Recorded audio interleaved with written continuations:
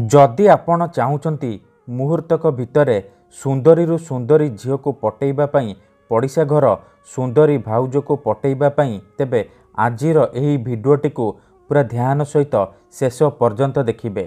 जेतेबेले चाहिए सीए आपण को देव मिलन पई राति दिन डाकिब जहाँ चाहिए ताहा करिब।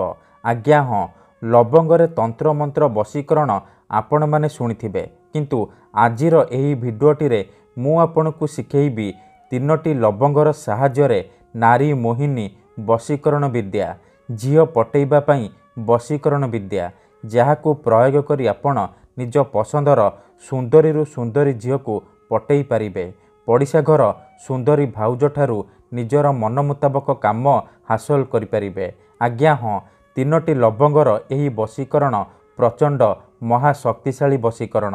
एहार प्रयोग केबे भी खाली जाएनी। तेणु मोर आपण मानकु अनुरोध कि जदि आपण से झील को सतप्रेम करुछंती ताकू विवाह करने को चाहूँचंती तेबे आपण एही वशीकरण को प्रयोग करिवे। अन्यथा मनरे कोनोसी खराब उद्देश्य किंबा कोनोसी खराब काम पई आपण लवंगर एही वशीकरण को प्रयोग करिवेनी। काहेकि ना मात्र थरे, आज्ञा हाँ, मात्र थरे जेउ झील बा नारी उपरे आपण एही वशीकरण को प्रयोग करदेबे सीए सेही समय ठारू आपणक आड़को आकर्षित हेबाकु लागिबो, आपणकु भल पाइबाकु लागिबो।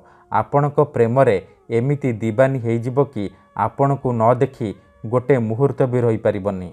आज्ञा हाँ, आपण समस्तंकर इच्छा थिबो निज पसंदर झील पटेइबा पई, विवाहिता नारी को पटेइबा पई, किंतु ये एते सहज नुहे। एथिपई आमर तंत्र शास्त्ररू मु आज आपणक पई बिना मंत्र तंत्र रे एमिति एक तीनोटी लवंगर घरे वशीकरण नहीं आसीची, जहाकू आपण प्रयोग करदेले निज पसंदर झील को पटेई पारिबे। विवाहिता नारी को निज बसरे करी ताठारू निजर मन मुताबक काम हासिल करि परिबे। एही वशीकरण सबुठारू सहज किंतु महाशक्तिशाली वशीकरण। तेणु एहाकू आपण ठीक भाबरे करिवे, किछि भी भूल भाल करिवेनी, नहेले आपणकर वशीकरण काम करिवनी।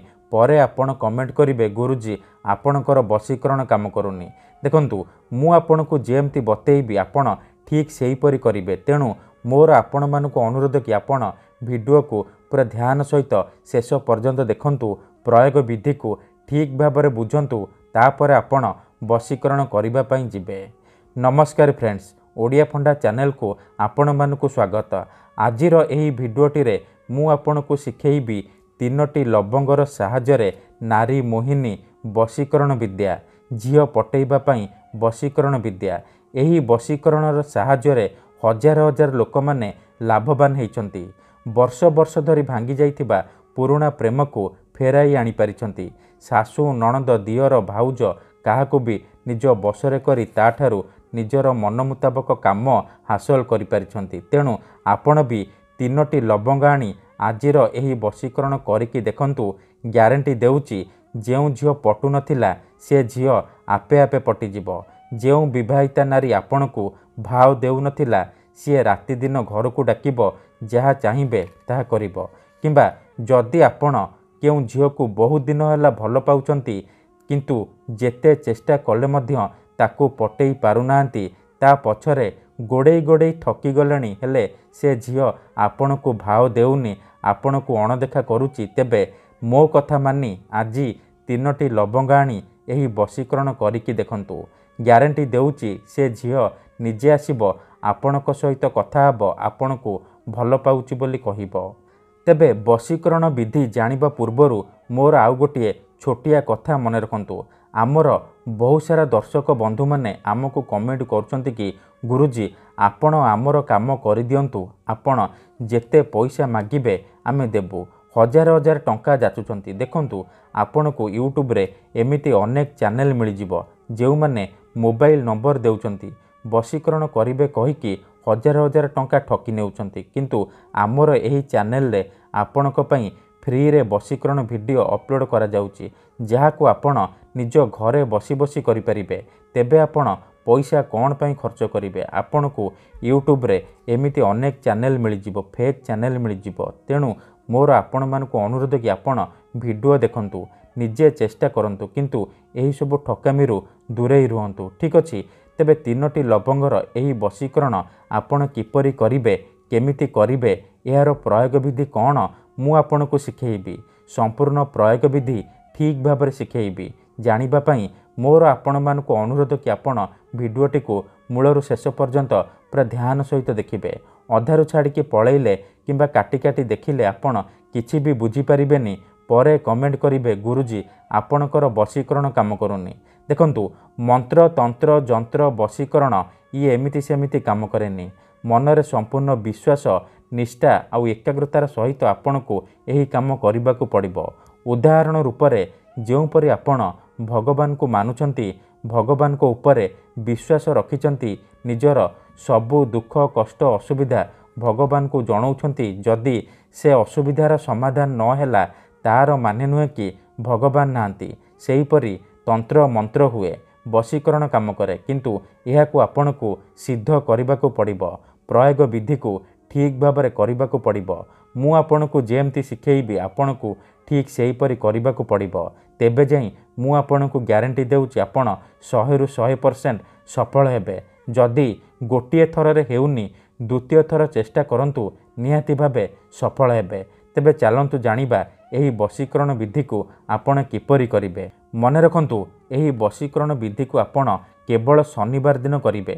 ଏହି ବଶୀକରଣ କରିବା ପାଇଁ ଆପଣଙ୍କୁ ବେଶୀ କିଛି ସାମଗ୍ରୀର ଆବଶ୍ୟକ ନାହିଁ କିମ୍ବା କୌଣସି ପ୍ରକାର ମନ୍ତ୍ରତନ୍ତ୍ର କରିବାକୁ ପଡ଼ିବନି କିମ୍ବା କିଛି ବି ପଇସା ଖର୍ଚ୍ଚ କରିବାକୁ ପଡ଼ିବନି। ଆପଣ ନିଜ ଘରେ ବସି ବସି ବିନା ମନ୍ତ୍ର, ବିନା ତନ୍ତ୍ର, ବିନା କିଛି ପଇସା ଖର୍ଚ୍ଚ କରି, ବିନା କିଛି ଜିନିଷ ଖୁଆଇ ପିଆଇ ନିଜ ପସନ୍ଦର ଝିଅ ବା ବିବାହିତା ନାରୀକୁ ପଟେଇ ପାରିବେ। ଠିକ୍ ଅଛି। ଏହି ବଶୀକରଣ ବିଧିକୁ ଆପଣ କେବଳ ଶନିବାର ଦିନ କରିବେ। ଗାଧେଇ ସଫା ବସ୍ତ୍ର ପିନ୍ଧି ଆପଣ ଏହି ବଶୀକରଣକୁ କରିବେ। ଠିକ୍ ଅଛି। ପ୍ରଥମେ ଆପଣ କ'ଣ କରିବେ, ଶନିବାର ଦିନ ଗୋଟିଏ ଲବଙ୍ଗ ଆଣିବେ। ତାପରେ ଏ ଲବଙ୍ଗକୁ ନେଇକି କୌଣସି ଏକ ଜାଗାରେ ଚୁପଚାପ ବସି ପଡ଼ିବେ।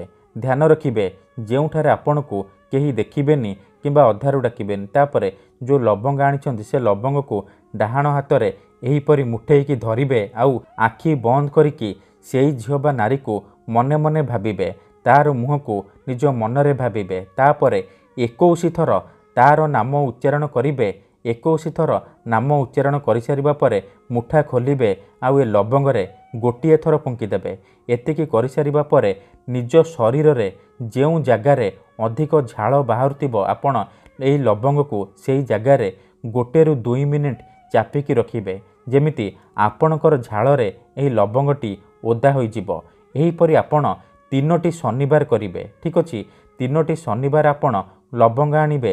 ତାପରେ ଲବଙ୍ଗକୁ ମୁଠେଇକି ଧରିବେ। ସେ ଝିଅର ନାମ 21 ଥର ଉଚ୍ଚାରଣ କରିବେ। ତାପରେ ନିଜ ଶରୀରରେ ଯେଉଁ ଜାଗାରେ ଝାଳ ବାହାରୁଥିବ ସେହି ଜାଗାରେ ଚାପିକି ରଖିବେ। ଠିକ୍ ଅଛି। ଏହିପରି ଆପଣ 3ଟି ଶନିବାର କରିବେ।